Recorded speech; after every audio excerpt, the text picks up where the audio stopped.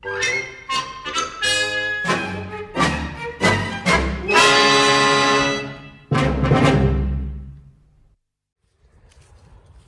again, different hat today. It's a bit too windy.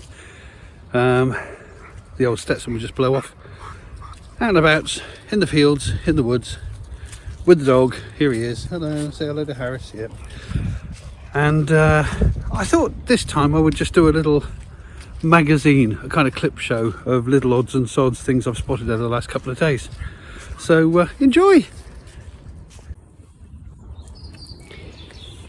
Here's a badger sett.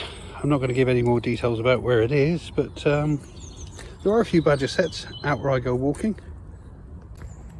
And for a while I wondered whether these curious tracks that run along parallel to the hedges in some places were actually made by badgers. But a little bit of reading on the subject, it seems that it's more likely to be foxes, because foxes leave very narrow paths.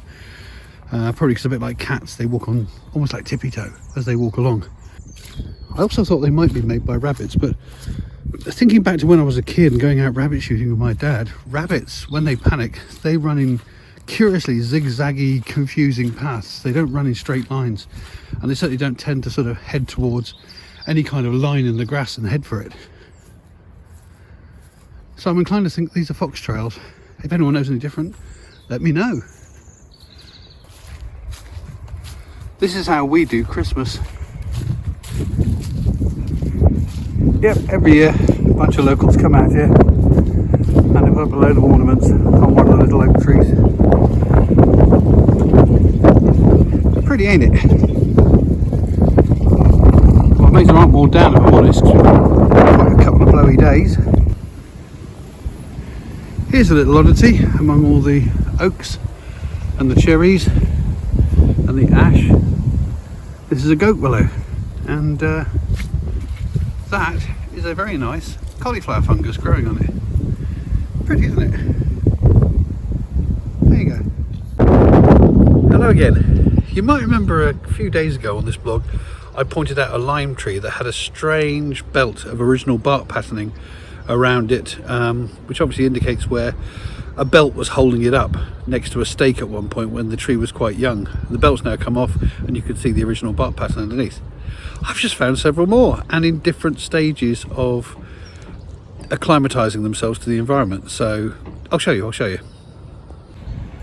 I found another one of those belted limes. This one, the belt came off about a year ago, and as you can see it's already starting to blend in with the rest of the tree. It's not quite as distinct as the other one that I showed you a couple of days ago.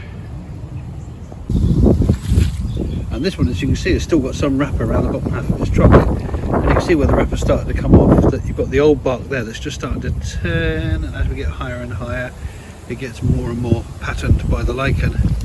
And of course this is the first one I alerted you to, because this is the one where the belt only came off literally weeks ago.